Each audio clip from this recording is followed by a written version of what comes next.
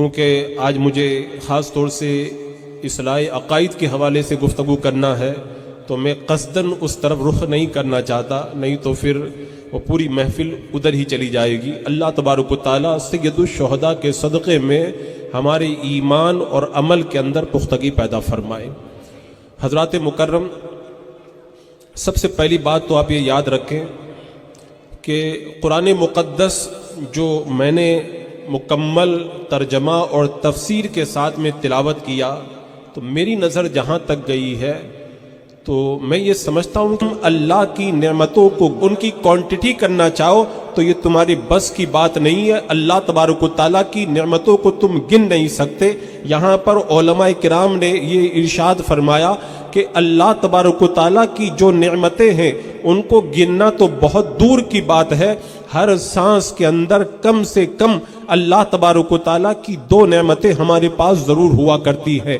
جب ہم سانس لیتے ہیں ہمارا سانس اندر جاتا ہے، اگر رب نہ چاہے تو واپس باہر نہیں آئے گا، اور جب ہمارا سانس باہر آ گیا اگر رب نہ چاہے تو واپس اندر نہیں جائے گا۔ اگر سانس اندر کا اندر رہ جائے تب بھی موت ہو جائے گی، اور باہر کا باہر رہ جائے تب بھی موت ہو جائے گی۔ تو اس طرح اگر دیکھا جائے تو ہر سانس کے اندر کم سے کم اللہ تبارک و تعالیٰ کی 2 نعمتیں ہمارے پاس میں ضرور ہے۔ تو اللہ رب قدیر نے لاکھوں نہیں، کروڑوں نہیں، اربوں نہیں، کھربوں کھربوں نعمتیں ہمیں عطا فرمائی، لیکن قرآن مقدس میں یہ نہیں فرمایا کہ میں نے تمہیں یہ دیا تو احسان کیا، یہ دیا تو احسان کیا۔ لیکن 2 مقامات قرآن مقدس میں ایسے ہیں کہ رب نے وہ 2 نعمتیں عطا کی تو خود رب فرماتا ہے میں نے تم پر احسان کیا، یہ نعمت عطا فرمائی۔ ایک تو وہی نعمت ہے جو آپ ربیع الاول شریف میں سنتے ہو، لقد من اللہ علی المؤمنین اذ بعث فیہم رسولا، اللہ نے بڑا کرم کیا مسلمانوں تم پر، اپنا پیارا محبوب تمہیں عطا فرما دیا۔ ایک وہ احسان رب نے یاد فرمایا، اور ایک بار میرے آقا صلی اللہ تعالی علیہ وسلم کی بارگاہ میں اس طرح کی بات آئی تھی، کچھ لوگوں نے اپنے ایمان کے احسان کا ذکر کیا تو رب نے قرآن مقدس میں کیا فرمایا تھا؟ یمنون علیک ان اسلموا، یہ کہتے ہیں کہ ہم اسلام لا کر کے ہم نے احسان کیا، رب نے فرمایا بل اللہ یمن علیکم ان ہداکم للایمان، اللہ کا تمہارے اوپر احسان ہے کہ اللہ تبارک و تعالیٰ نے تمہیں ایمان کی دولت عطا فرمائی ہے۔ تو مصطفیٰ جان رحمت اور ایمان، یہ 2 ایسی نعمتیں ہیں جن 2 نعمتوں کے بارے میں رب نے فرمایا کہ میں نے تم پر احسان کیا۔ اب آپ خود غور کر لیں کہ جن نعمتوں پر رب خود احسان کو یاد فرمائے وہ کتنی بڑی نعمت ہوگی، اور ایمان تو اللہ تبارک و تعالیٰ کی اتنی بڑی نعمت ہے۔ میں خاص طور سے اس پر زور اس لیے دے رہا ہوں، آج بہت سارے لوگوں کو ایمان کی قدر ہی معلوم نہیں ہے۔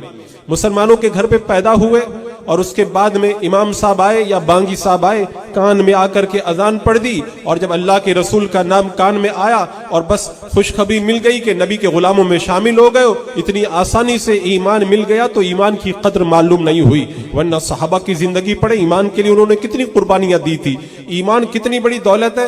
میں اگر لمبی چھوٹی تقریر کروں تو گھنٹوں چاہیے، اور ایک جملے میں بتا دوں کتنی بڑی نعمت ہے۔ ایمان اتنی بڑی نعمت ہے، اتنی بڑی نعمت ہے کہ اللہ تبارک و تعالیٰ نے اس نعمت کو ہم تک پہنچانے کے لیے 1 نہیں 2 نہیں 1000 2000 نہیں، کم و بیش 1 لاکھ یا 2,24,000 انبیاء کرام کو مبعوث فرمایا ہے۔ یہ اتنی بڑی نعمت ہے، اور اس نعمت کا اندازہ آپ کیا کریں۔ جب حضرت یعقوب علیہ السلام کے انتقال کا وقت آیا، اپنے بیٹوں کو بلایا۔ آج جب کسی کی موت کا وقت آتا ہے نا تو وہ کہتا ہے دیکھو میرے بیٹوں، میں نے بینک کے اندر اتنا پیسہ چھوڑا ہے، وہ پیپر جو بنے وہ میرے نام پر ہے، وہ زمین بھی میرے نام پر ہے، یہ ہے وہ ہے۔ لیکن اللہ کا نبی جب دنیا سے جا رہا ہے، نگاہوں کے سامنے نبی کے پوتے اور نبی کی اولاد موجود ہے، دنیا سے جاتے جاتے اللہ کا نبی نبی زادوں کو اور اپنے پوتوں کو کیا کہہ رہا؟ ما تعبدون من بعدی، یعنی دنیا سے جاتے جاتے ایمان کی فکر کر رہے ہیں کہ بتاؤ میرے جانے کے بعد تم کس کے دین پہ رہو گے؟ تو سب نے کہا تھا ہم اپنے باپ دادا کے دین پر رہیں گے۔ تو حضرت یعقوب علیہ السلام نے اپنی خوشی کا اظہار کیا تھا۔ ایمان اتنی بڑی دولت ہے، اللہ رب قدیر قرآن مقدس میں ارشاد فرماتا ہے یا ایھا الذین آمنوا قوا انفسکم واہلیکم نارا، اے ایمان والو اپنے کو بھی اور اپنے گھر والوں کو بھی جہنم کی آگ سے بچاؤ۔ جب یہ آیت کریمہ نازل ہوئی تو صحابہ نے پوچھا تھا یا رسول اللہ اپنے آپ کو تو جہنم کی آگ سے بچانے کا मतलब समझ में आ गया। घर वालों को जहन्नम की आग से बचाने का मतलब क्या है? तो मेरे आका ने इरशाद फरमाया, जिन कामों को अल्लाह ने करने का हुक्म दिया है खुद भी करो, अपने घर वालों को भी करने का हुक्म दो। जिन कामों से मना किया है खुद भी उनसे दूर रहो, अपने घर वालों को भी उनसे बचाओ। क्योंकि जिस वक्त ये आयत करीमा उतरी थी कहीं पर आग लगी नहीं थी, मदीने में कहीं आग लगी हुई नहीं थी, लेकिन रब ने फरमाया आग से बचाओ। मतलब ये है ऐसे काम मत करना जिनकी वजह से तुम जहन्नम की आग में चले जाओ। और जहन्नम की आग में ले जाने वाली सबसे खतरनाक चीज का नाम क्या है? इर्तिदाद, कुफ्र और शिर्क। ईमान की कदर अगर समझ जाओ ना तो खुद बखुद ये बातें समझ में आ जाएगी। अच्छा, ईमान की कदर के हवाले से एक बात मुझे याद आती है, वो बयान करके फिर मैं आगे की तरफ बढ़ता हूं।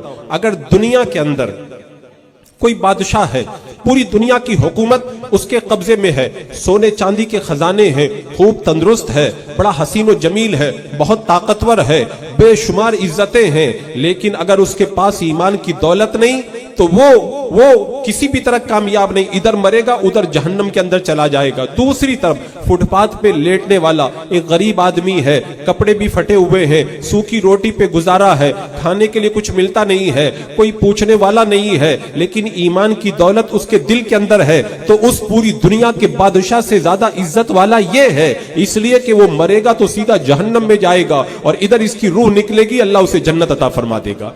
क्यों? ईमान की वजह से। ईमान इतनी बड़ी दौलत है और मेरे आका सल्लल्लाहु ताला अलैहि वसल्लम ने इस दौलत की हिफाजत के लिए कितनी ताकीदें फरमाई। ऐ जोगेश्वरी के खुश अकीदा मुसलमानों, आज जो फितनों का दौर है ना, जिस तरह से फितने उतर रहे ना, मेरे आका अलैहिस्सलाम ने बहुत पहले बता दिया था। आज हमारे नौजवानों के ईमान पर डाका डालने के लिए किस कदर ईमान के लुटेरे दनदनाते फिर रहे, अभी उसकी कुछ मिसालें मैं आपके सामने रखूंगा। मेरे आका सल्लल्लाहु ताला अलैहि वसल्लम ने फरमाया था कि अच्छे काम कर लो उन फितनों के आने से पहले जो अंधेरी रात के टुकड़ों की तरह होंगे, जिनमें बंदा सुबह के वक्त में मोमिन होगा तो शाम में काफिर हो जाएगा, शाम में मोमिन होगा तो सुबह में काफिर हो जाएगा। इसकी बहुत सारी मिसालें आज हमारी निगाहों के सामने है। मैं कहता हूं नौजवानों को छोड़ो, औरतों को आप छोड़ो, आप मैं कहता हूं बूढ़ों को छोड़ो, मैं छोटे छोटे बच्चों को देख रहा हूं, सुबह में मुसलमान होते शाम में काफिर हो जाते, शाम में मुसलमान होते सुबह में काफिर हो जाते। एक मिसाल देकर के बताऊं,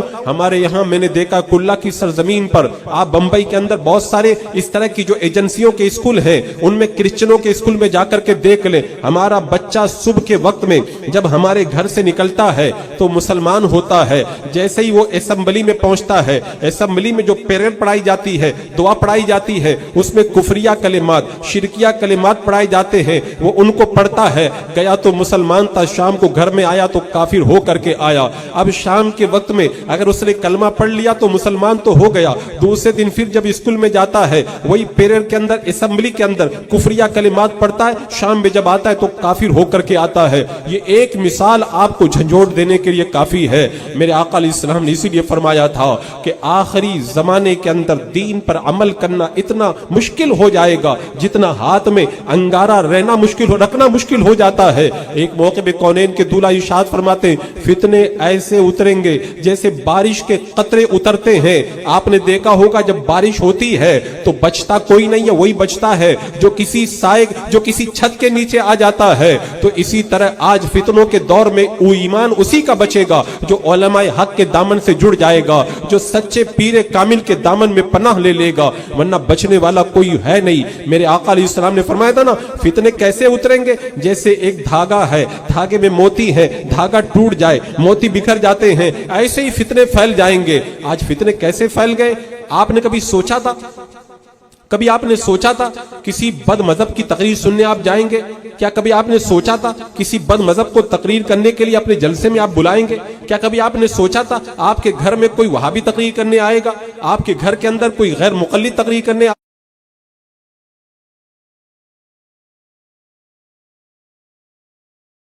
आएगा? आपके घर के अंदर कोई गैर मुक़ल्लिद तकरीर करने इंस्टाग्राम पर, फेसबुक के ऊपर और दीगर सोशल मीडिया के प्लेटफॉर्म पर बैठ करके हमारे लोगों को, हमारे बच्चों के ईमान और अकीदे पर डाका जनी कर रहे हैं, लेकिन हमारे बच्चों को इस चीज का एहसास भी नहीं हो पाता है, कितनी तेजी से उन्हें गुमराहियत की तरफ लेकर जा रहे हैं। अजीजान मुकर्रम, मैं कुछ बातें इस हवाले से आपके सामने रखता हूं। कुछ नौजवान आने के बाद में कहते, हजरत उसने तो कुरान की आयत करीमा पढ़ी थी और कुरान में अल्लाह ताला ने ये फरमाया, कुरान तो गलत नहीं हो सकता। मैं कहता हूं सुनो, कुरान तो गलत नहीं है, लेकिन कुरान का उसने जो तर्जमा किया वो सही है कि नहीं, उसने जो कुरान की तफसीर की वो सही है कि नहीं, उसने जो माना और मतलब बयान किया वो सही है कि नहीं। जैसे मुझे किसी ने जो है वो एक ऐसी क्लिप भेजी जिसके अंदर वो पलंबर मिर्जा ये कह रहा था कि अल्लाह तबारक व तआला कुरान मुकद्दस के अंदर इरशाद फरमाता है कि इत्तखज़ू अहबारहुम व रुहबानहुम अरबाबम मिन दूनिल्लाह। इस आयत करीमा का तर्जमा करते हुए, उसका मतलब बयान करते हुए कह रहा था कि ये लोग जो गुमराह हो गए, अल्लाह तबारक व तआला ने बताया इनके गुमराह होने की वजह यह है उन्होंने अपने पादरियों को और अपने बुजुर्गों को उन्होंने रब बना लिया और उनकी बातों को मानते थे, इसलिए वो गुमराह हो गए। अब नौजवान सुनेगा कि बुजुर्गों की बातें मानते थे, अपने उलमा की बातें मानते थे, इसलिए गुमराह हो गए। कुरान में रब फरमा रहा है, इसका मतलब हमें भी उलमा की बातों की तरफ तवज्जो नहीं देना चाहिए। उस पलंबर मिर्जा ने किस कदर धोखा दिया है। आपको मालूम है, उसने कुरान की आयत करीमा आधी पढ़ी, आधी आयत छोड़ दी, उसके बाद में है वल मसीह इब्न मरियमा, यानी रब फरमाता और उन्होंने ईसा अलैहिस्सलाम को खुदा बना लिया। तो आप मुझे बताएं, अल्लाह तबारक व तआला उनकी गुमराहियत की जो वजह बता रहा है वो उन्होंने हजरत ईसा अलैहिस्सलाम को और अपने उलमा को जो है वो शरीयत के अंदर दखील समझा और माअज़ल्लाह खुदा बना लिया। तब अल्लाह तबारक व तआला ने उनकी गुमराहियत का ऐलान किया। तो कहां किसी को खुदा बना लेना और कहां उलमा की तकलीद करते हुए उलमा किराम ने जो कुरान और सुन्नत की रोशनी में बातें बताई है उनके पीछे चलना। इन दोनों में रात दिन का फर्क है, लेकिन उस बदतमीज ने दोनों को मिला के एक कर दिया। अब जिस नौजवान के पास में इल्म नहीं है वो सुनेगा तो गुमराह होकर के रह जाएगा। किस कदर को एक जगह में मुझे किसी ने क्लिप भेजी, उसके अंदर मालूम हो क्या कह रहा है, मुस्लिम शरीफ की हदीस पाक है, ला क़िराअता मा इमामिन फी शैइन, कि इमाम के साथ में सूरह फातिहा के अलावा कुछ नहीं पढ़ सकते। आपको मसला मालूम है ना, हम हनफियों के यहाँ जब इमाम के पीछे हम नमाज पढ़ते हैं तो नमाज के अंदर सूरह फातिहा नहीं पढ़ी जाती है। और वो पलंबर मिर्जा कहता नहीं, हदीस पाक के अंदर है कि इमाम के पीछे जब नमाज पढ़ेंगे तो सूरह फातिहा भी पढ़ेंगे। अब उसने मालूम है कितनी बड़ी डंडी मारी है। अब नौजवान तो इतना भोला कुछ पता भी नहीं लगा पाता, उसने मुस्लिम शरीफ का नाम लिया। अरे मुस्लिम शरीफ में लिखा है, क्या लिखा है, ला क़िराअता मा इमामिन फी शैइन। इस हदीस पाक का तर्जमा मैं आपको बताऊं, इस हदीस पाक का तर्जमा है इमाम के पीछे कुछ भी क़िरात नहीं है। और उसने मालूम है क्या तर्जमा किया, इमाम के पीछे सूरह फातिहा के अलावा कुछ भी क़िरात नहीं है। ये सूरह फातिहा के अलावा अपनी तरफ से लगा दिया। मैं ये चैलेंज के साथ में कहता हूं कि ला क़िराअता मा इमामिन फी शैइन जो मुस्लिम शरीफ की हदीस है वहां पर सूरह फातिहा का जिक्र ला करके दिखा दो, है ही नहीं। अब हमारा नौजवान अरबी तो जानता नहीं है, उस धोखेबाज ने अपनी तरफ से सूरह फातिहा का लफ्ज बढ़ा करके नौजवानों को गुमराह करके रख दिया है। और मालूम हो क्या करते, जब उलमाए अहले सुन्नत कोई रिवायत और कोई हदीस पेश करते हैं और फिर बाद में जा करके पलंबर मिर्जा के सपोर्टरों के पास में जब वो नौजवान गुफ्तगू करते तो मालूम है कैसे धोखा दिया जाता है। मिसाल के तौर पर मिशकात शरीफ की एक हदीस पाक है, उसके अंदर ये वाकया बयान किया गया है कि उधर निहावंद के अंदर मुसलमानों का लश्कर जंग कर रहा था। इधर जुमा का दिन था, हजरत उमर रदी अल्लाह ताला अन्हु मिंबर पर बैठ करके खुतबा दे रहे थे। तभी खुतबा देते देते हजरत उमर ने कहा, या सारिया अल जबल, या सारिया अल जबल, ऐ सारिया पहाड़ के पीछे देखो, पीछे से दुश्मन आ रहा है। हजरत सारिया ने पीछे पलट करके देखा तो दुश्मन आ रहा था, फौरन पहाड़ की पनाह के अंदर आ गए। अब चूंकि इन बदअकीदों का अकीदा यह है कि अल्लाह वाले किसी की मदद नहीं करते। मालूम है कितने बदतमीज लोग हैं, मालूम है कहां तक इन्होंने बोला, माअल्लाह यहां तक उन्होंने लिख दिया है। ये पलंबर मिर्जा खुद अपनी तकरीर में बयान करता है, जो अल्लाह का वली अपना पेशाब नहीं रोक सकता वो तुम्हारी मदद क्या करेगा। माअल्लाह जो बगैर चश्मा लगाए कुरान नहीं पढ़ सकता वो तुम्हारी मदद क्या करेगा। लोग हमको कहते हैं कि हजरत वो तो बहुत बादब है, सहाबा का भी बहुत नाम। मैं बताऊं सहाबा का कैसे नाम लेते। इस बदतमीज पलंबर मिर्जा ने माअल्लाह अपनी तकरीर में ये कहा है, हजरत खालिद बिन वलीद उस वक्त ईमान लाए थे जब ईमान लाने का मतलब होता था अय्याशी करना। ये अदब है, ये सहाबा का ही अदब है। حضرت امام جلال الدین سیوطی رحمت اللہ تعالی علیہ، جنہوں نے 70 مرتبہ جاگتے ہوئے بیداری کی حالت میں اللہ کے رسول کا دیدار کیا ہے، ان مقدس ہستی کے بارے میں پلمبر مرزا اپنی تقریر کے اندر یہ کہتا معاذ اللہ وہ تو جھوٹے قصے کہانی بیان کیا کرتے تھے۔ شیخ مجدد الف ثانی جو ہندوستان کی سرزمین پر فتنہ اکبری کے مقابلے کے اندر نکلنے والی عظیم شخصیت ہے، جب ہندوستان کے اندر اسلام کے اندر ایسا ماحول پیدا ہوا تھا، یہ جملہ میں خاص طور سے آپ کے حوالے کرتا ہوں، آج جو ہندوستان کے حالات ہیں آج سے 450 سال پہلے ٹھیک وہی حالات ہندوستان کے تھے۔ میرے پاس وقت نہیں تو میں ایک سے لچنگ کر کے بتاتا۔ آج مدرسے بند ہو رہے ہیں، اس وقت مدرسے بند کیے گئے تھے اکبر کے دور کے اندر۔ آج مسجدوں کو ڈھایا جا رہا ہے، اس وقت بھی مسجدوں کو ڈھایا گیا تھا۔ آج گائے کی قربانی پہ پابند کو ایسا اجلا کر کے دوبارہ دنیا والوں کے سامنے رکھا کہ لوگ بھول گئے اکبر کے دور کو۔ تو میں عرض یہ کر رہا تھا، جنہوں نے اکبری فتنے کے تابوت میں آخری کیل ٹھوکی، اس شیخ مجدد الف ثانی کے بارے میں یہ مرزا پلمبر اپنی تقریر میں کہتا بہت بڑے فسادی تھے معاذ اللہ رب العالمین۔ میرے پاس میں اس کی بہت ساری مثالیں، میں یہ سب چند باتیں اس لیے کہہ رہا ہوں۔ علماء کی کتنی بدتمیزی وہ کرتا اپنی تقریروں کے اندر۔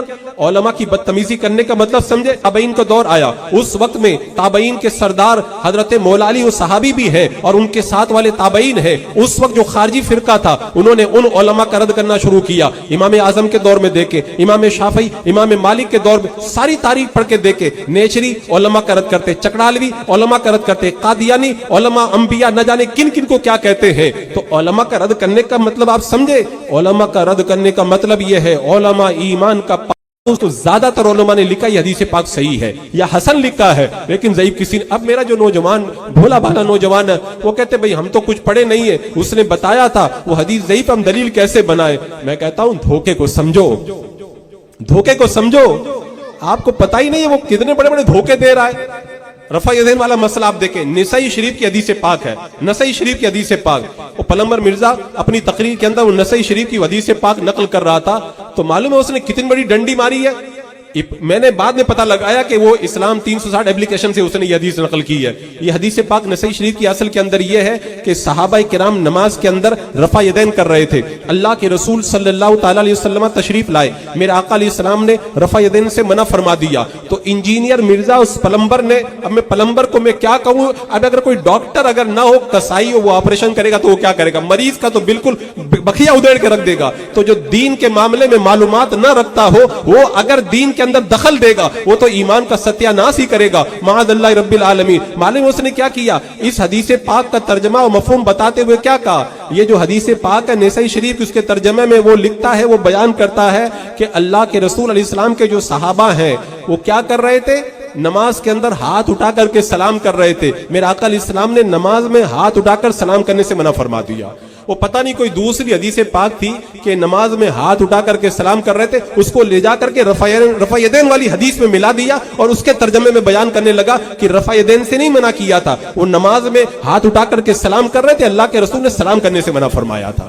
یہ دیکھو اتنی بڑی بڑی ڈنڈی مارتے اور ہمارا نوجوان سمجھ ہی نہیں پاتا ہے۔ عزیزان مکرم، اس کی مثالیں تو اتنی خطرناک۔ اللہ کی نبی حضرت ابراہیم علیہ السلام کے بارے میں معلوم ہے کیا لکھتا ہے؟ وہ قرآن میں واقعہ 3 پارے میں ہے۔ حضرت ابراہیم علیہ السلام نے رب کی بارگاہ میں عرض کیا تھا، وَإِذْ قَالَ إِبْرَاهِيمُ رَبِّ أَرِنِي كَيْفَ تُحْيِي الْمَوْتَى، اے اللہ تم مجھے دکھا کہ مردوں کو کیسے زندہ کرتا ہے۔ رب کی بارگاہ میں عرض کیا تھا، تو معلوم ہے اس کا ترجمہ کرتے ہوئے پلمبر مرزا کیا کہتا ہے؟ وہ کہتا ہے کہ حضرت عیسیٰ علیہ السلام نے، حضرت ابراہیم علیہ السلام نے کہا تھا کیف تحیی الموتى، بتا مجھے دکھا تو مردوں کو کیسے زندہ کرتا ہے۔ آگے کا جملہ بڑا خطرناک ہے، وہ بدتمیز کہتا ہے حضرت ابراہیم علیہ السلام نے کہا تھا کیف تحیی الموتى، تو کیفا کیسے زندہ کرتا ہے، یعنی حضرت ابراہیم علیہ السلام کو شک تھا۔ اب آپ تو عربی جانتے نہیں، میں آپ کو بتاؤں کیفا کا معنی وہ شک کر رہا ہے۔ عربی گرامر کے اندر میرا چیلنج ہے، پورے عربی گرامر کے اندر کیفا کہیں پر بھی شک کے لیے نہیں آتا ہے۔ یہ ورڈ جو ہے، یہ لفظ جو ہے عربی گرامر کے اعتبار سے شک کے لیے آتا ہی نہیں ہے، لیکن اس نے بیچارے گرامر کہاں پڑھے، اس نے تو ایپلیکیشن کھول کر کے پڑھی ہے، اس کو کیا معلوم کہ کس کا ترجمہ کیا ہوتا ہے، اور کیف تحیی الموتى کا معنی سمجھ ہی نہیں پایا۔ حضرت ابراہیم علیہ السلام کا مقصد کیا تھا؟ اے اللہ مجھے یقین ہے تو مردوں کو زندہ کرتا ہے، لیکن مردے زندہ کیسے ہوتے میں اپنی آنکھوں سے دیکھنا چاہتا ہوں۔ میں آنکھوں سے دیکھنا چاہتا ہوں. وہ بدتمیز جس کے پاس میں ایمان اور عقیدے کی دولت نہیں, معاذ اللہ, وہ کہتا ہے حضرت ابراہیم علیہ السلام کو شک تھا, اس لیے کہا کہ اللہ مجھے دکھا تو مردوں کو کیسے زندہ کرتا ہے. ارے مردوں کو اللہ تعالیٰ زندہ کرتا ہے. حضرت ابراہیم کی شان تو بڑی بلند ہے. جوگیشری کے رہنے والا ایک عام مسلمان بھی کبھی اس بات کے اندر شک نہیں کر سکتا ہے, شک نہیں کر سکتا ہے. لیکن اس جاہل نے کہہ دیا کہ حضرت ابراہیم علیہ السلام کو شک تھا, اس لیے انہوں نے اللہ کی بارگاہ میں عرض کیا, اور عربی گرامر کا جو ہے وہ ستیہ ناس اس نے کر کے رکھ دیا. اتنی جو مثالیں بہت ہیں. ایک جگہ معلوم ہو کیا کہتا ہے, وَمَنْ أَضَلُّ مِمَّنْ يَدْعُو مِن دُونِ اللَّهِ. اس کا ترجمہ کرتے وہ کہتا ہے کہ اس سے بڑا گمراہ کون ہے جو اللہ کے علاوہ کسی اور سے مانگے. اب اس بدھو کو یہ نہیں معلوم ہے کہ جو یہاں پہ یدعو کا لفظ ہے وہ مانگنے کے بارے میں نہیں ہے, سوال کرنے کے بارے, وہ عبادت کے معنی میں ہے. یعنی جو اللہ کے علاوہ کسی اور کی عبادت کرے وہ سب سے بڑا گمراہ ہے. تو وہ عبادت کے بجائے کر دے مانگے وہ سب سے بڑا گمراہ ہے.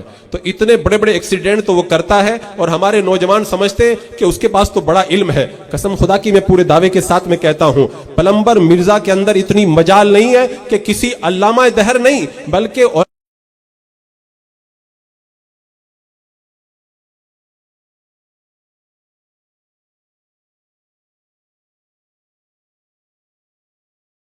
علماء اہل سنت میں سے کسی عام عالم کے سامنے بیٹھ کر بھی وہ بات کر سکے. کتنے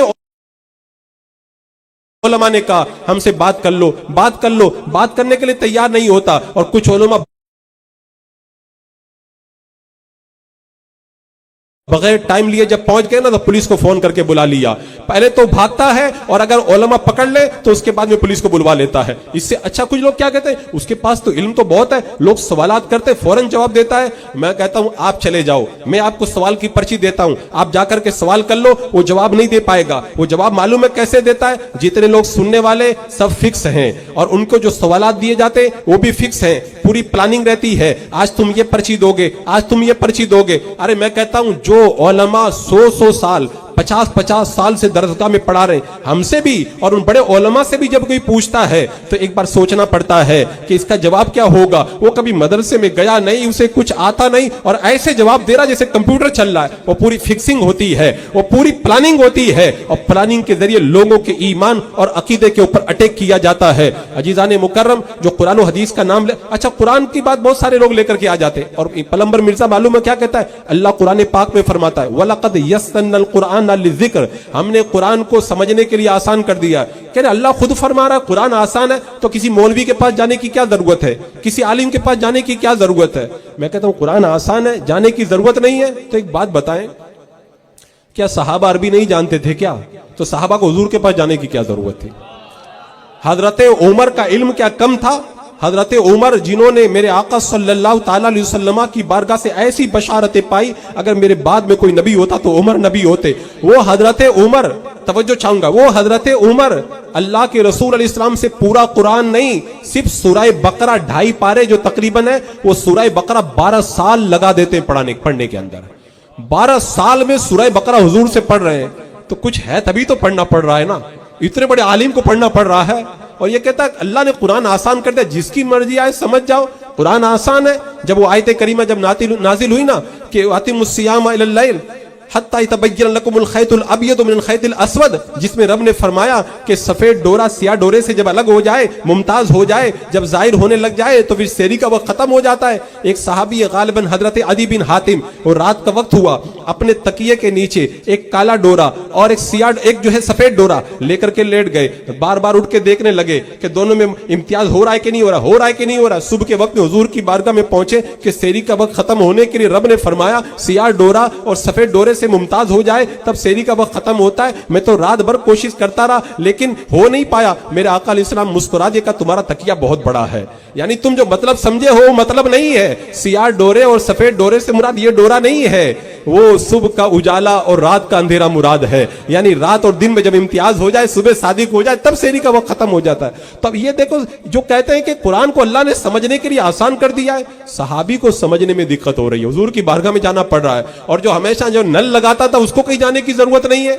کتنے بڑے افسوس کی بات ہے, کیسے لوگوں کو گمراہ کیا جا رہا ہے. اللہ اکبر کبیرہ. اور اس کو تو پتہ بھی نہیں ہے. امام بخاری رضی اللہ تعالیٰ عنہ نے حضرت مجاہد سے روایت کیا ہے کہ اس آیت کریمہ کا مطلب یہ قرآن کو ہم نے پڑھنے کے لیے آسان کر دیا ہے, اگر کوئی یاد کرنا چاہے حافظ قرآن 8 سال کا بچہ بھی بن سکتا ہے. یاد کرنے کے لیے آسان کیا. حضرت عبداللہ بن عباس کہتے ہیں اللہ نے قرآن کو یاد کرنے کے لیے آسان کیا, سمجھنے کے لیے آسان نہیں کیا. اگر سمجھنے کے لیے آسان ہوتا نا تو رب یہ نہیں فرماتا فَاسْأَلُوا أَهْلَ الذِّكْرِ إِن كُنتُمْ لَا تَعْلَمُونَ, اگر تمہیں معلوم نہ ہو تو علم والوں سے جا کر کے پوچھو, جانے کی ضرورت کیا ہے. اللہ فرما رہا قرآن آسان ہے, خود ہی نکال لو نا, خود ہی نکال لو. لیکن خود نہیں نکال پاؤ گے. رب نے کہا علماء کے پاس جاؤ, علماء کے پاس جاؤ. اور یہ کہتا علماء کے پاس مت جاؤ, میرے پاس آؤ.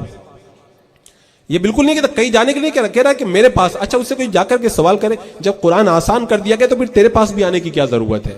اس کو تو کہنا چاہیے اپنے گھر کے اندر. اچھا میں نے ایک چیز اور دیکھی ہے, یہ پلمبر مرزا کے جو سپورٹر رہتے ہیں نا, ان سے جب پوچھو نا, میرے پاس ایک بندہ آ گیا, میں نے کہا کہ اچھا بتاؤ کہاں ہے, بولے ابھی بتاتا ہوں. وہ موبائل کھولنے لگا, میں نے کہا اسلام 360 تو نہیں کھول رہے, بولے ہاں وہی کھول رہا ہوں میں. اگر اسلام 360 کو اگر ڈیلیٹ کر دیا جائے نا, اوپر سے بالکل ایپ کو ختم کر دیا جائے نا, تو پلمبر مرزا کے سارے سپورٹر جاہل ہو کر کے رہ جائیں گے. ان کے پاس کچھ بھی نہیں بچے گا. ان کی کل کائنات یہی ہے. وہ ایپ کھولیں گے, حدیث نمبر, میں نے ایک جو اس کا سپورٹر آیا تھا اس کو بتایا, میں نکال کے دیکھو کہاں کیا ہوا ہے. میں نے کہا تم یہ حدیث پاک اس کے اندر نکالو, بتاؤ اس میں کیا لکھا ہے. اس نے نمبر ڈالا اور کہا یہ لکھا ہے. میں نے کتاب اٹھا کر کے رکھی, میں نے کہا دیکھو یہ اصل کتاب ہے, ملا کے دیکھو یہ سیم ہے کہ الگ الگ ہے. میں نے کہا دیکھو یہ جملہ اس نے بڑھایا ہے, اس نے گھٹایا, لیکن اصل کتاب کے اندر آپ کو نہیں ملے گا. اب نوجوان بیچارہ ایپ دیکھنے والا, اس کو کیا پتا چل پائے گا, کیا پتا چل پائے گا. عزیزان مکرم حالات کو سمجھو. میرے آقا نے گمراہی سے بچنے کا راستہ کیا بتایا تھا؟ عالم بنو. عالم نہیں بنتے, عالم سے علم حاصل کرنے والے طالب علم بنو. اگر طالب علم بھی نہیں بنتے تو عالم کی بات سننے والے بنو. اگر وہ بھی نہیں بنتے تو عالم سے محبت کرنے والے بنو. میرے آقا نے فرمایا پانچویں مت بننا, پانچویں مت بننا. پانچویں بنو گے تو برباد ہو جاؤ گے.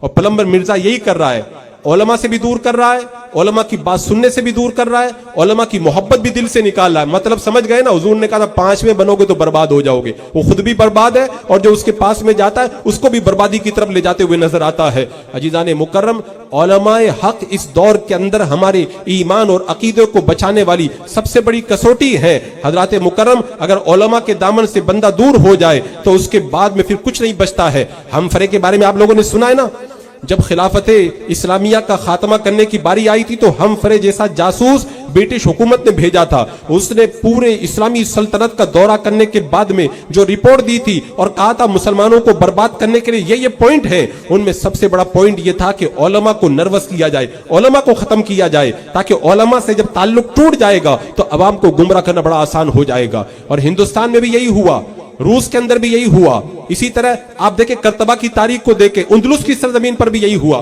پہلے علماء کو ٹارگٹ کیا گیا, جب علماء ٹارگٹ ہو گئے, علماء عوام کا رشتہ ختم ہو گیا, اس کے بعد میں عوام کو گمراہیت کے دلدل کے اندر دھکیل دیا گیا. یہ پوری پلاننگ باضابطہ طور پر چل رہی ہے. ہمارا ایمان اور عقیدہ اگر بچے گا تو علماء کے دم قدم سے بچے گا. میں ایک بڑی اہم بات بتانے جا رہا ہوں.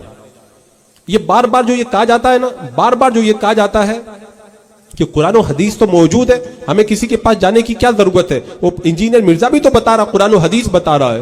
میں یہ بات بڑی سنجیدگی کے ساتھ یہ بات کہنا چاہوں گا, صرف قرآن و حدیث کے ذریعے ہدایت نہیں ملتی ہے. دو چیزیں, ایک ہے رجال, ایک ہے اقوال. رجال مطلب قرآن و حدیث بتانے والے حضرات, اور اقوال مطلب قرآن و حدیث کی باتیں. اللہ نے اقوال یعنی قرآن و حدیث کی باتوں پہ چلنے کے لیے نہیں کہا ہے, بلکہ ان باتوں کو بتانے والے رجال علماء کے پیچھے چلنے کے لیے کہا ہے. مثالیں دوں, رب قرآن میں کیا فرماتا ہے, دعا کرو اہدنا الصراط المستقیم. اے اللہ میں صراط مستقیم پہ چلا. صراط مستقیم کون ہے؟ صراط الذین انعمت علیہم, ان لوگوں کا راستہ جن پر تیرا رب نے یہ نہیں کہا قرآن کے راستے پہ چلو, یہ نہیں کہا حدیث کے راستے پہ چلو. رب نے کہا قرآن و حدیث بتانے والے جو علماء ہیں, انعام والے لوگ ہیں, صدیقین اور شہداء, ان کے راستے پہ چلے. تو رب تو راستہ بتا رہا ہے رجال کا. آگے دیکھیں, میرے آقا علیہ السلام نے فرمایا تھا 72 فرقے جہنم میں جائیں گے, ایک جنت میں جائے گا. صحابہ نے پوچھا تھا جنت میں کون جائے گا؟ حضور نے یہ نہیں کہا تھا قرآن پڑھنے والے جنت میں جائیں گے, یہ نہیں کہا تھا حدیث پڑھنے والے جنت میں جائیں گے. میرے آقا نے فرمایا تھا ما انا علیہ واصحابی, جو میرے راستے پر ہوگا اور میرے صحابہ کے راستے پر ہوگا وہ جنت میں جائے گا. یعنی اللہ کے رسول علیہ السلام نے اہل علم کے پیچھے چلنے کا حکم دیا, جنتیوں کی پہچان اہل علم کو بتایا. اسی طرح میرے آقا صلی اللہ تعالی علیہ وسلم نے یہ نہیں فرمایا قرآن و حدیث کے پیچھے چلو. میرے آقا نے فرمایا اتبعوا السواد الاعظم فانه من شذ فی النار, سب سے بڑی جماعت کے پیچھے چلو, کیونکہ جو اس جماعت سے الگ ہو جائے گا وہ جہنم کے اندر ڈال دیا جائے گا. قرآن و حدیث کے پیچھے نہیں، بلکہ میرے آقا نے فرمایا قرآن و حدیث بتانے والی بڑی جماعت کے پیچھے۔ اچھا بڑی جماعت کون ہے اس وقت؟ بڑی جماعت کون ہے پوری دنیا کے اندر؟ الحمدللہ اہل سنت و جماعت ہے۔ کچھ نوجوان مجھ سے آ کے کہتے ہیں کہ حضرت سب تو اہل سنت کو چھوڑ کے جا رہے ہیں۔ میں ایک بات کہتا ہوں، چھوڑ کے جانا ہی پڑے گا ان کو۔ کیوں؟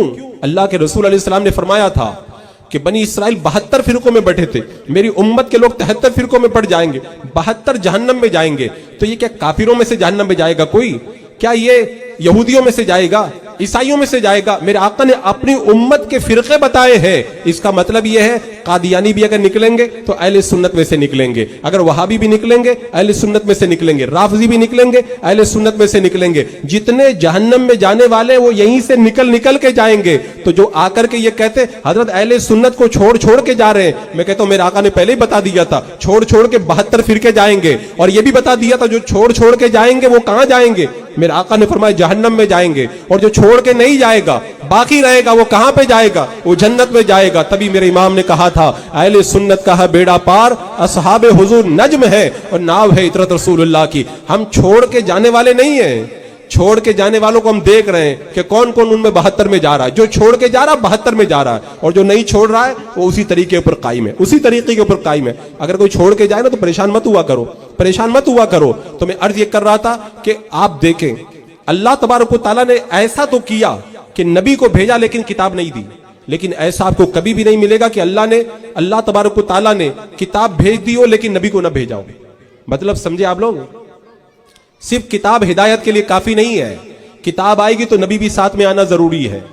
اس کا مطلب اپنی مرضی سے بندہ نہیں سمجھ سکتا۔ اچھا ایک بات آپ بتائیں، قرب قیامت کے اندر بہت فتنے ہوں گے۔ ان فتنوں کے بارے میں آپ لوگوں نے سنا ہے نا، گمراہیت عام ہو جائے گی۔ میرے آقا نے فرمایا تھا جیسے لوگ فوج در فوج ایمان میں داخل ہوئے تھے، ایسے ہی فوج در فوج ایمان سے نکلنے لگ جائیں گے۔ بتاؤ کیا قرآن نہیں ہوگا اس وقت میں؟ کہ حدیث پاک نہیں ہوگی؟ پھر کیسے گمراہ ہوں گے؟ اور گمراہیت سے بچانے کے لیے امام مہدی کو آنا پڑے گا کہ نہیں آنا پڑے گا؟ اس کا مطلب قرآن و حدیث تنہا کافی نہیں ہے، کوئی بتانے والا چاہیے۔ امام مہدی آئیں گے قرآن و حدیث بتانے کے لیے، تب جا کر کے گمراہیت پر لوک لگے گی۔ تو یہ کبھی مت سمجھنا کہ ہم تو علمی کتابی ہیں۔ ہمارے بزرگوں نے فرمایا جو کتابوں پر بھروسہ کر کے بیٹھ جاتا ہے وہ ٹھوکریں کھاتا ہے، اور ظاہر سی بات ہے ٹھوکریں کھانا ہی ہے۔ ارے میں آسانی سے اگر سمجھاؤں 2 جملوں میں تو آپ سمجھ لیں، اگر کوئی ڈاکٹر کے یہاں پڑھنے نہ جائے، خود ہی ڈاکٹری کی کتاب لا کے گھر میں پڑھ کے آپریشن کرنے لگ جائے تو آپ کیا کہیں گے؟ بالکل سیدھی سی بات ہے۔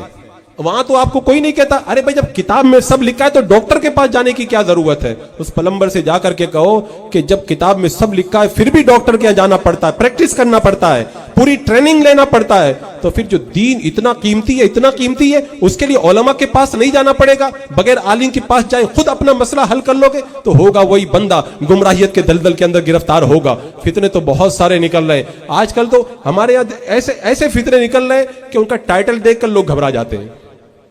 معلوم ہے ٹائٹل کیسا لگاتے؟ غیر مقلد ٹائٹل لگاتے اہل حدیث۔ میں تو دیکھ کے حیرت میں پڑ گیا، قادیانیوں نے اپنے نام کے آگے اہل سنت لکھ کر کے رکھا ہے۔ چکڑالوی ٹائٹل لگا رہے اہل قرآن، اپنی ویب سائٹ کا نام رکھے اسلامک ویب سائٹ دعوت قرآن و سنت۔ اب ہمارا نوجوان بیچارہ جانتا نہیں ہے، وہ حیران ہو کر کے رہ جاتا ہے۔ میں کہتا ہوں ٹائٹل دیکھ کر کے مت گھبرایا کرو، ٹائٹل دیکھنے سے جو ہے وہ مسئلہ حل نہیں ہوتا، پہلے دیکھو۔ جیسے مثال کے طور پر اگر آپ کے پاس سونا ہو اور کوئی کہے کہ یہ سونا ہے، سونے کا لیبل لگا ہوا ہے، کہا نہیں کسوٹی پہ پرکھ کے دیکھنا پڑے گا۔ ایسے کوئی ٹائٹل لگا کر کے آئے نا تو بولے کسوٹی ہے، کہا کیا کسوٹی ہے؟ کہا ما انا علیہ و اصحابی، میرے آقا نے فرمایا جو جنت میں جائے گا وہ میرے راستے پر ہوگا اور میرے صحابہ کے راستے پر ہوگا۔ جو بھی گمراہ فرقہ نکل کر کے آئے اس کسوٹی پہ رگڑ کر کے دیکھو، اگر کھرا اترتا ہے تو سنی ہے اور کھرا نہیں اترتا ہے تو سمجھ جاؤ وہ جہنمی ہے۔ اگر انجینئر مرزا کو یہاں پہ رگڑ کے دیکھو گے نا تو وہ پورا کا پورا ہی فلاپ ہو کر کے رہ جائے گا، کچھ بھی نہیں بچے گا، اس کا ایک عقیدہ بھی معلوم وہ کیا کرتا ہے؟ قرآن کی 2 آیتیں ہوتی ہیں، ایک آیت کو بتاتا ہے دوسری آیت کو چھپا لیتا ہے۔ معلوم ہے کیا کہتا ہے؟ اللہ قرآن پاک میں فرماتا ہے عالم الغیب والسماوات والارض، رب تبارک و تعالیٰ قرآن پاک میں فرماتا ہے فلا یظہر علی غیبہ، اللہ تعالیٰ اپنے غیب پر کسی کو مطلع نہیں کرتا ہے۔ یہ آیت بتا دے گا اور اس کے بعد میں وہ آیت چھپا لے گا وما هو علی الغیب بضنین۔ اللہ کے نبی غیب کی بات بتانے میں بخیل نہیں ہے. اب بندہ ایک آیت پڑھا ہے دوسری آیت کو چھوڑ دیا تو کیسے مسئلہ حل ہو پائے گا؟ ایسے لوگوں کو گمراہ، کبھی تشریح اپنی طرف سے کر دے گا، کبھی ترجمہ کرے گا بیچ میں بریکٹ لگا کر کے اپنی بات ڈال دے گا، کبھی پہلے والی بات کو حذف کر دے گا، بات والی بات کو بیان کر دے گا، ایسے مروڑ مروڑ کر کے لوگوں کو گمراہ کرتا ہے. اس کی مجھے تو تعجب ہوتا ہے اس کے سپورٹروں کے اوپر، ان کی عقل پر ماتم کرنے کو دل چاہتا ہے. تو میں عرض یہ کر رہا تھا ابھی جو فتنے نکل رہے ہیں نا، ایک اور نیا فتنہ بھی نکلا ہمارے یہاں. وہ ٹائٹل کی بات آئی تو میں وہاں چلا گیا تھا. نام کیا ٹائٹل لگاتے ہیں؟ مولائی. حضرت مولا علی کا نام لگا. اب ظاہر سی بات ہے سنی تو مولا علی پہ جان دینے کے لیے تیار ہے. تو جب حضرت مولا علی کا نام آتا ہے تو کہتے ہیں حضرت مولا علی کے نقش قدم پہ چلو ہم بھی ان کے ساتھ ساتھ میں چلتے ہیں. اس کو یہ نہیں پتا ہے ٹائٹل آج کل لگانے والے بہت لوگ ہو گئے ہیں. انشاءاللہ وقت نہیں ہے اس پر میری مکمل ایک تقریر ہے. ٹائٹل اگر کوئی لگائے تو کیسے اس کو پتہ لگایا جاتا ہے، پوری مکمل تقریر ہے انشاءاللہ پھر کسی موقع میں بتاؤں گا میں. یہ مولائیت کا ٹائٹل لگا کر کے جو لوگ آ رہے ہیں ان سے سب سے پہلی بات آپ یہ کہہ دیں حضرت مولا علی سے جو پیار سنی کو ہے نا وہ پیار کوئی نہیں کر پائے گا. اور حضرت علی کی شان جیسے سنی بیان کرتا ہے نا کوئی نہیں بیان کر پائے گا. اللہ تبارک و تعالیٰ نے حضرت مولا علی کو اتنے کمالات عطا کیے. ایک موقع پہ کونین کے دولہا نے کہا تھا حضرت مولا علی جہاد میں گئے تھے، میرے آقا علیہ السلام نے رب کی بارگاہ میں دعا کی تھی اللہ جب تک میں علی کو نہ دیکھ لوں تب تک تو مولا مجھے وفات مت دینا، یعنی مجھے زندہ رکھنا ظاہری حیات کے ساتھ میں جب تک علی میرا لوٹ کر کے نہ آ جائے. حضرت امام احمد بن حنبل کہتے ہیں فضیلت کی جتنی حدیثیں حضرت مولا علی کے بارے میں آئی ہیں نا اتنی کسی صحابی کے بارے میں نہیں آئی ہے. اب یہی پوائنٹ ہے سمجھنے والا. کچھ مولائی سن رہے ہوں گے وہ کہیں گے رات میں آپ کے مولانا صاحب خود بتا کر کے گئے ہیں فضیلت کی جتنی حدیثیں حضرت مولا علی کے بارے میں اتنی کسی کے بارے میں نہیں ہے. تو اس کا مطلب حضرت مولا علی کا پہلا نمبر ہے. بس توجہ چاہوں گا. دو چیزیں فضیلت اور افضلیت دونوں الگ الگ ہیں. دونوں میں فرق معلوم ہے آپ کو کیا ہے؟ افضلیت یہ عقیدے کا مسئلہ ہے، فضیلت یہ باب فضائل میں سے ہے. افضلیت جو عقیدہ ہے، عقیدہ ثابت کرنے کے لیے دلیل قطعی چاہیے، اس کے لیے حدیث متواتر چاہیے، صحیح حدیث پاک چاہیے. اور جو فضیلت ہوتی ہے وہ ضعیف حدیث سے بھی ثابت ہو جاتی ہے، خبر واحد سے بھی ثابت ہو جاتی ہے. تو حضرت مولا علی کی فضیلت میں سب سے زیادہ حدیثیں آئی ہیں، یہ فضیلت کا مسئلہ ہے. اور حضرت ابوبکر صدیق کا جو پہلا نمبر ہے وہ عقیدے کا مسئلہ ہے. اور عقیدے میں اگر خلل پیدا ہو جائے گا بندہ اہل سنت سے خارج ہو جائے گا. اور اگر فضیلت کا اگر کوئی انکار کر دے، فضیلت کا کوئی انکار کر دے تو وہ گمراہ نہیں ہوگا. یہ اور بات ہے کہ اس پر بھی حکم لگایا جائے گا. تو حضرت ابوبکر صدیق رضی اللہ تعالیٰ عنہ کا جو پہلا مرتبہ ہے، جو پہلا نمبر ہے، یہ مرتبہ عقیدے کا مسئلہ ہے، افضلیت کا مسئلہ ہے. یہاں پہ میں تھوڑی تفصیل کرتے ہوئے بتانا چاہوں گا. اصل میں یہ مسئلہ معلوم ہے کب سے شروع ہوا ہے؟ جب اللہ کے رسول صلی اللہ تعالیٰ علیہ وسلم مکہ سے چل کر کے مدینہ میں آئے تو مدینے کے اندر وہ عبداللہ بن سبا کی تاج پوسی کے لیے پوری تیاری ہو گئی تھی کہ بس اب تو اس کو تاج پہنائیں گے، مدینے کا بادشاہ اس کو بنائیں گے. حضور آ گئے. اور جب حضور آ گئے تو کوئی بادشاہ بن پائے گا؟ ہم نے اپنے بڑوں سے سنا ہے، سارے بڑوں سے بڑے میرے آقا صلی اللہ تعالی وسلم، ہمارا بچہ بھی عقیدہ جانتا ہے، یہ ہمارا بچہ بھی جانتا ہے. اب حضور آ گئے تو جب سورج نکل آیا تو کون پھر نظر آئے گا؟ تاج پوسی اس کی کھٹائی میں پڑ گئی. بس دل میں اس نے بغض رکھ لیا، بدلہ لوں گا. اور پھر جھوٹا ایمان لے کر کے آ گیا.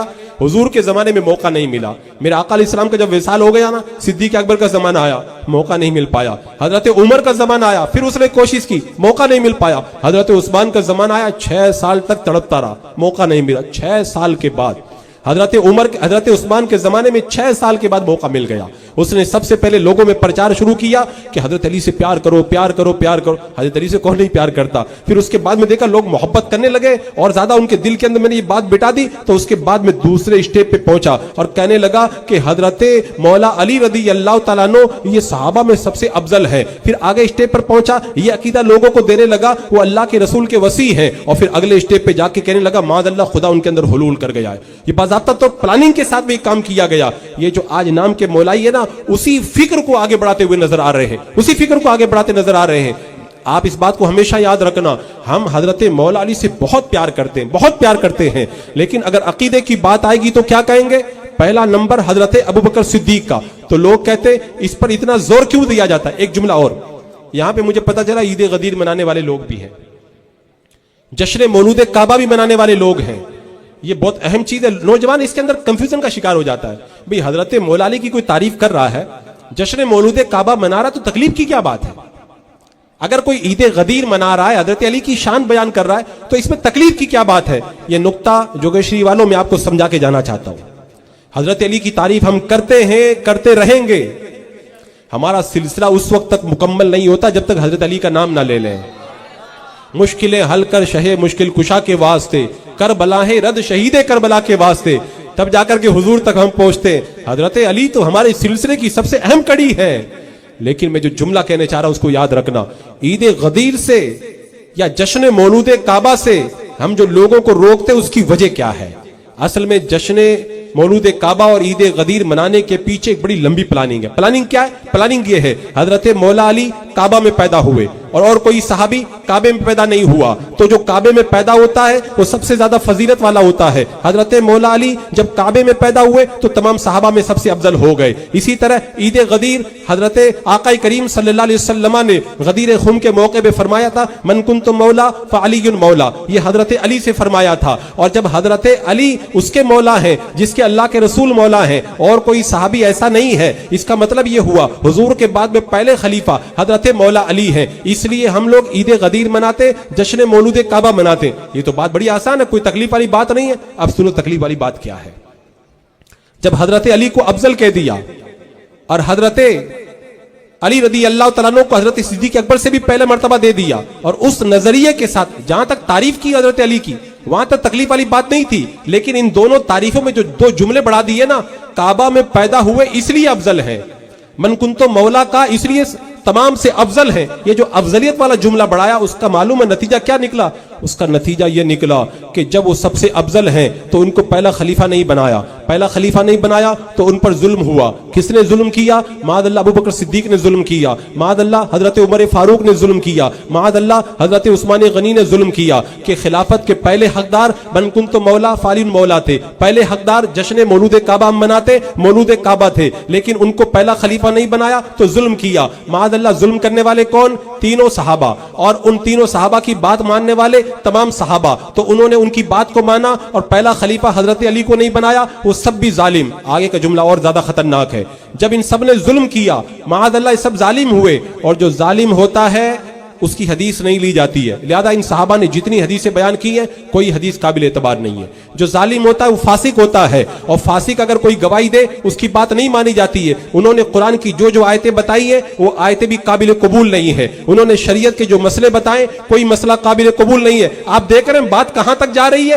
کہاں تک جا رہی ہے؟ جشن مولود کعبہ اور عید غدیر کے پردے کے اندر قرآن کا انکار ہو گیا، حدیث کا انکار ہو گیا، شریعت کا انکار ہو گیا، یعنی ایک جملے کے اندر پورے دین کی بنیادوں کو ڈھا کر کے رکھ دیا، پورا دین ختم کر کے رکھ دیا ہے۔ اسی لیے یہ لوگ معلوم ہے کیا کہتے ہیں؟ صرف صحابہ میں چند صحابہ سے حدیث لینا جائز ہے، اور کہتے ہیں قرآن کی جو آیتیں ہیں نا وہ 17,000 تھی جو حضرت علی کی شان میں تھی، ان حدیثوں کو انہوں نے ہٹا دیا ہے۔ پہلے صحابہ کو ظالم قرار دیا جشن مولود کعبہ بنا کر، عید غدیر منا کر، پھر ان کو فاسق کے زمرے میں داخل کر کے پورا دین جو ان سے ہم تک پہنچا تھا پورے دین کو انہوں نے ختم کر دیا۔ تو لہذا جب کبھی بھی کوئی حضرت علی کی شان بیان کرتے ہوئے کہے کہ ہم جشن مولود کعبہ مناتے، عید غدیر مناتے، ان سے ایک ہی بات کہنا، حضرت علی کی شان ہمیں بہت پیاری ہے، لیکن ان دونوں عیدوں کے اندر آپ جو غلط عقیدہ ہمیں پلاتے ہیں اس غلط عقیدے کی وجہ سے دین کی بنیادیں ختم ہو جاتی ہے، لہذا ہم اس غلط عقیدے کا کبھی بھی سپورٹ نہیں کریں گے۔ جشن مولود کعبہ کا بھی رد کریں گے اور عید غدیر کا بھی رد کریں گے، اس لیے کہ یہ دونوں عیدیں جو منائی جاتی ہے اس کے دامن کے اندر اہل سنت کے عقیدے پر اٹیک کیا جاتا ہے۔ تو کتنی بڑی بات ہے حضرات مکرم، ان کی اگر ساری باتیں کھولے تو بہت لمبا وقت چاہیے۔ بس میں ایک بات آپ سے کہوں گا، اس دور کے اندر ان گمراہوں سے بچنے کا وہی راستہ ہے جو رب نے بتایا، فلا تقعد بعد الذکر مع القوم الظالمین۔ رب نے فرما دیا جب تجھے کوئی بتا دے، تجھے معلوم ہو جائے تو پھر ظالموں کے پاس مت بیٹھنا، ان سے دوری اختیار کرو۔ وہی راستہ جو حضور نے بتایا، ایاکم و ایاہم، خود بھی ان سے اپنے آپ کو دور رکھو اور انہیں اپنے سے دور رکھو، یہی راستہ ہے بچنے کا۔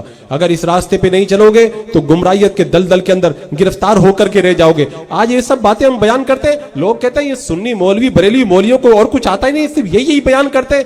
میں کہتا ہوں اگر آپ کا بچہ सर दर्द का शिकार है, आपके बच्चे को बुखार है, आपके बच्चे के पेट में दर्द है, लेकिन एक बच्चे का एक्सीडेंट हो गया है, आप बुखार वाले को देखेंगे, सर दर्द वाले को देखेंगे, पेट दर्द वाले को देखेंगे, या जिसको एक्सीडेंट हो गया उसको देखेंगे? पहले एक्सीडेंट वाले, क्योंकि सीरियस है वो।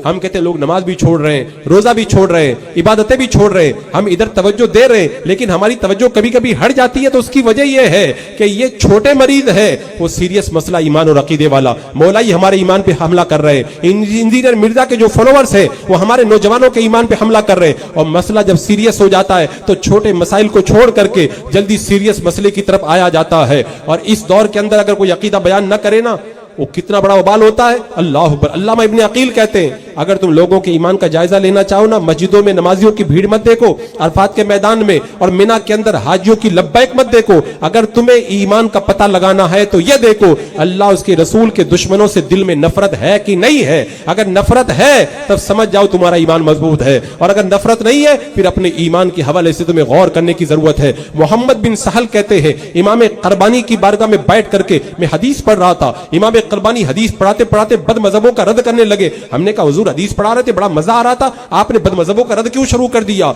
इमाम करबानी ने जलाल में आकर के कहा, मुझे बद मजहबों का रद्द करते हुए गुफ्तगू करना 60 साल हदीस पढ़ाने से ज्यादा प्यारा लगता है। 60 साल हदीस पढ़ाने से उतना फायदा नहीं है जितना बद मजहबों का रद्द करने से फायदा है। दुश्मन अहमद पे शिद्दत कीजिए, मुल्हिदों की क्या मुरव्वत कीजिए। मैं अपनी बात खत्म करने के लिए आखिरी रिवायत पेश करूं, इनका रद्द, मौलाइयों का रद्द करना कितना जरूरी है। मखदूम अशरफ जहांगीर समनानी को जानते हो कि नहीं जानते हो? कौन नहीं जानता है? अरे किसी को अगर जिन पकड़ ले तो वहां जाना पड़ता है उनकी बारगाह। वो दुनिया में थे, जब भी रूहानी इलाज फरमाते थे, आज भी रूहानी इलाज के लिए उनके दरबार में जाना पड़ता है। अच्छा, इतना बड़ा अल्लाह का वली हो जिसने हजारों लोगों को कलमा पढ़ाया हो, वो अगर बदमज़हबों का रद्द करने लग जाए तो? और आगे की बात और ज्यादा बड़ी है। मुहर्रम का महीना शुरू हुआ, 1 मुहर्रम से लेकर 10 मुहर्रम तक हजरत मखदूम अशरफ समनानी ने कुरान की तिलावत का दौर करवाया अपने मुरीदों से। 28 तारीख को आपका विसाल हुआ, उसके बाद में आपने हुक्म दिया मेरी कब्र तैयार करो, और कब्र इतनी बड़ी बनाना कि आराम से नमाज पढ़ सकूं। कब्र तैयार हो गई, अंदर कागज और कलम लेकर के गए। आखिरी वक्त में कोई छोटा मोटा काम नहीं किया, बड़ा काम किया जाता है, जो अहम काम होता है वो किया जाता है। कब्र में चले गए, आखिरी वक्त के अंदर बड़ा काम करने के लिए गए थे ना। मखदूम अशरफ समनानी की नजरें देख रही थी, आने वाले वक्त कोई झूठे मौलाई पैदा होने वाले हैं, वो सैयद का लेबल लगा के लोगों को गुमराह करेंगे। कहा मैं जाते जाते बता रहा हूं। कब्र में बैठ गए। ये बात मैं कहां से बोल रहा हूं? मखदूम अशरफ समनानी का जो रिसाला है उसका नाम है रिसाला कब्रिया, नेट पर मौजूद है, डाउनलोड करके पढ़ लेना। उस रिसाले में ये बात नकल की हुई है। कागज और कलम लेके 24 घंटा एक दिन और रात अंदर बैठे रहे। अंदर बैठ के बहुत सारी बातें लिखी और आखिर में ये भी लिखा, सहाबा में फजीलत के एतबार से मर्तबे हैं, हम इस बात का इत्काद रखते हैं सहाबा में सबसे अफजल हजरत अबू बकर सिद्दीक है, उसके बाद में हजरत उमर फारूक है, फिर हजरत उस्मान गनी है, फिर हजरत मौला अली है। हम इसी अकीदे पर थे और इसी अकीदे पर हैं और इसी अकीदे पर रहेंगे। जो इस अकीदे के खिलाफ हो, गुमराह है, जिंदगी का उससे हमारा कोई ताल्लुक नहीं है। अपने दिल पे हाथ रख के बताओ, अल्लाह का वली दुनिया से जाते जाते कब्र में बैठ करके झूठे मौलाइयों का रद्द करके जा रहा है और ये बता दे रहा है कि मैंने फितनों को देख करके कब्र में बैठ करके रद्द किया था। अगर अल्लाह तुम्हें भी ताकत दे तो झूठे मौलाइयों का डट के रद्द करना। जो उनका रद्द करेगा वो मेरे नक्शे कदम पर होगा, और जो उनके रद्द से भागेगा वो कभी भी सच्चा अशरफी नहीं हो सकता है, क्योंकि मखदूम अशरफ समनानी रज़ी अल्लाह तआला अन्हु ने ये रास्ता दिया है। जो सच्चा अशरफी होगा वो मेरे नक्शे कदम पर चलेगा और झूठे मौलाइयों का डट के रद्द करेगा। बेहमदिल्लाह ताला आज भी जो सच्चे अशरफी है, सच्चे सुन्नी है, पक्के सुन्नी है, वो झूठे मौलाइयों का डट के रद्द करते और इंशाअल्लाह डट के रद्द करते रहेंगे। अल्लाह रब्बे कदीर हमें सही मानों के अंदर पक्का सच्चा सुन्नी बनकर जिंदगी गुजारने की तौफीक अता फरमाए और हर तरह के गुमराहों से बचने की तौफीक दे। अस्तगफिरुल्लाह रब्बी मिन कुल्लि ज़ंबिन व अतूबु इलैहि। अस्सलामु अलैकुम।